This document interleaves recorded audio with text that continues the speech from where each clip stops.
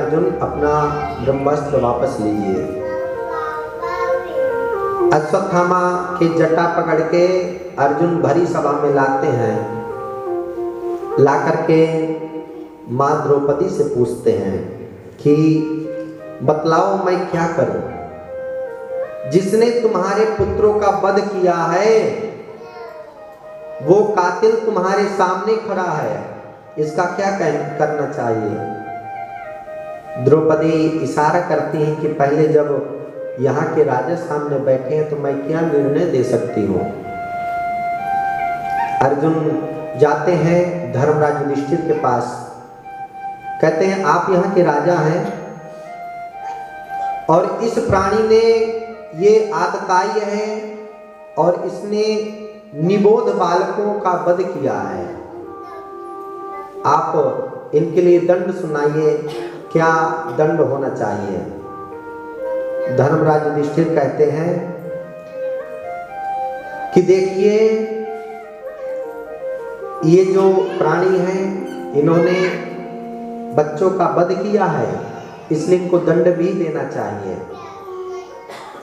लेकिन ये एक ब्राह्मण है और कहते हैं कि ब्राह्मण चाहे जितना बड़ा अपराध कर दे उसे जान से नहीं मारना चाहिए, क्योंकि ब्रह्म बंधुर्न हन्तव्या आतताई बदारणः। ब्रह्म बंधुर्न हन्तव्या आतताई बदारणः। पूजी विप्र सकल गुणहीना। तुलसीदास जी भी कहते हैं पूजे ही विप्र सकल गुणहीना शूद्र न गुणगण वेद प्रवीणा। विप्रों की पूजा करनी चाहिए, गौ माता का वध नहीं करना चाहिए, संतों का वध नहीं करना चाहिए, माता पिता का वध नहीं करना चाहिए, ब्राह्मणों का वध नहीं करना चाहिए। इसलिए ब्राह्मण है इसलिए वध नहीं करना, और इन्होंने अपराध किया इसलिए इनको दंड भी देना है। अर्जुन कहने लगे ये कैसी बात है? तो आप एक तरफ कह रहे इसको दंड भी देने, एक तरफ कह रहे इनको कुछ करना भी नहीं है। भीमसेन से पूछे क्या करना है? भीमसेन कहते हैं अगर तुम्हें नहीं मारना हमें दे दो, हम अभी मार देंगे। प्रेम से बोलो राधे राधे। नकुल सहदेव से पूछे, नकुल सहदेव कहते हैं कि भीमसेन सही कह रहे हैं, ऐसे ही करना चाहिए। इतने में द्रौपदी के पास जाते हैं। द्रौपदी से कहते हैं कि बतलाओ इनको क्या दंड दें? द्रौपदी कहती छोड़ दो। क्या कहती है? छोड़ दो, कुछ मत करो। अर्जुन कहते हैं देवी ये आप कैसी बात कह रही हैं? जिसने तुम्हारे एक नहीं 5 पुत्रों का वध किया हो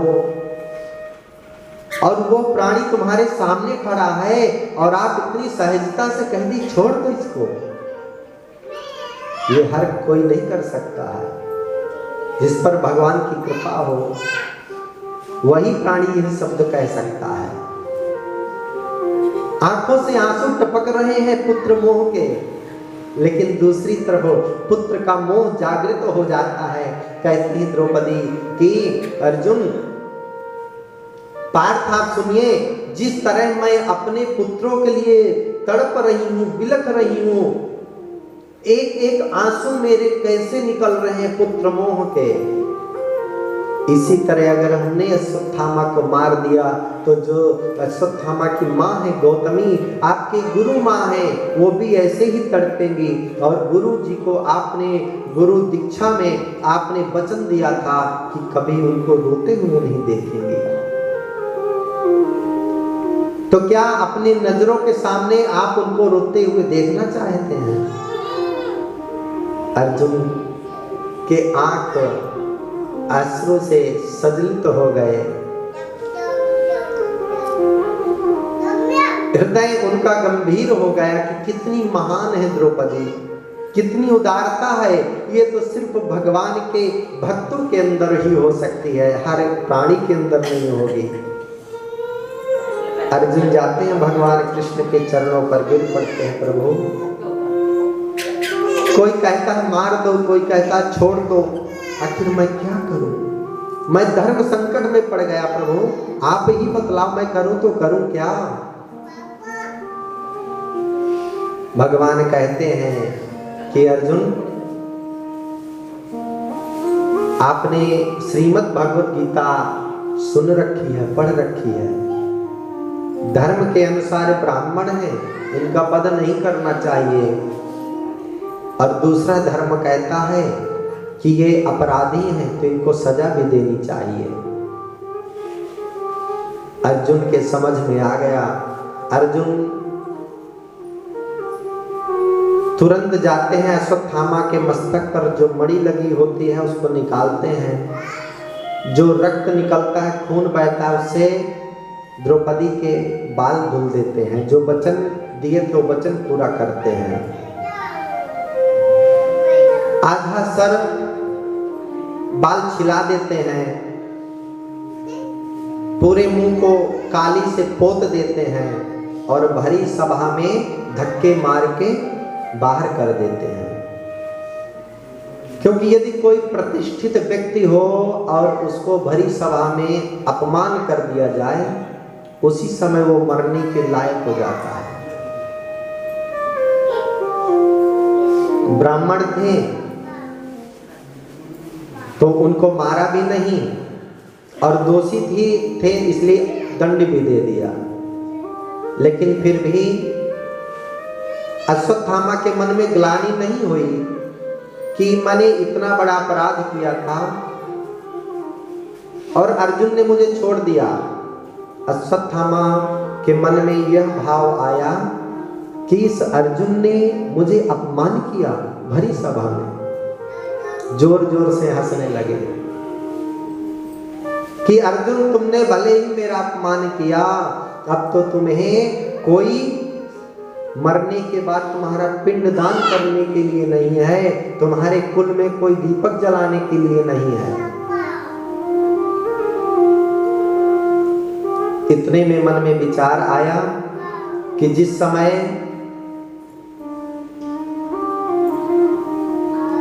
अभिमन्यु की मृत्यु हुई थी, उस समय पर मैंने सुना था कि उत्तरा गर्भवती थी, और अब तो उत्तरा का गर्भ जन्म लेने वाला होगा वो बालक हो, इसलिए फिर से ब्रह्मास्त्र छोड़ देते हैं अश्वत्थामा उत्तरा के गर्भ को नष्ट करने के लिए। उत्तरा जाती है, भगवान श्री कृष्ण के चरणों पर विनती करती, प्रभु कि पाहि पाहि महायोगिन देव देव जगत्पते, नान्यं तद भयं पश्येत् यत्र मृत्युः परस्परम्। उत्तरा कहते हैं, प्रभु पाहि पाहि महायोगिन देव देव जगत्पते, हे प्रभु आप तो हर प्राणी की रक्षा करते हैं, मेरी भी आज रक्षा करिए, मेरे पुत्र की रक्षा करिए, जो इस कुल का गौरव है, इस कुल की रक्षा करने के लिए, आगे इस कुल का दीपक है, रक्षा करने के लिए आ रहा है। भगवान श्री कृष्ण कहते हैं, उत्तरा आप मेरे प्रति मातृभाव लाओ। उत्तरा भगवान कृष्ण के प्रति मातृभाव लाते हैं। भगवान कृष्ण सूक्ष्म रूप बनाते हैं, गर्भ में जाते हैं और गर्भ की रक्षा करते हैं। गर्भ की रक्षा हुई, क्योंकि जाको राखे साइया मार सके ना कोई, बाल न बाका कर सके चाहे जग बैरी हो। इसलिए यदि हमें आश्रित तो होना है तो परमात्मा के होइए। यदि भगवान की नजरों में आप अच्छे हैं तो संसार की नजरों में अपने आप अच्छे हो जाओगे, और भगवान की नजरे में बुरे हो गए और एक संसार की नजरों में चाहे जितना अच्छा होना चाहोगे कभी नहीं हो पाओगे। भगवान श्री कृष्ण द्वारिका से जाते हैं, द्वारिका के लिए जाते हैं। द्वारिका पहुंचते हैं, इतने में पता चला कि जिस गर्भ की मैंने रक्षा की थी वो गर्भ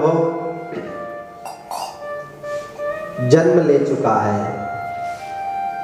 भगवान कृष्ण पुनः आते हैं, परीक्षित का नामकरण करते हैं।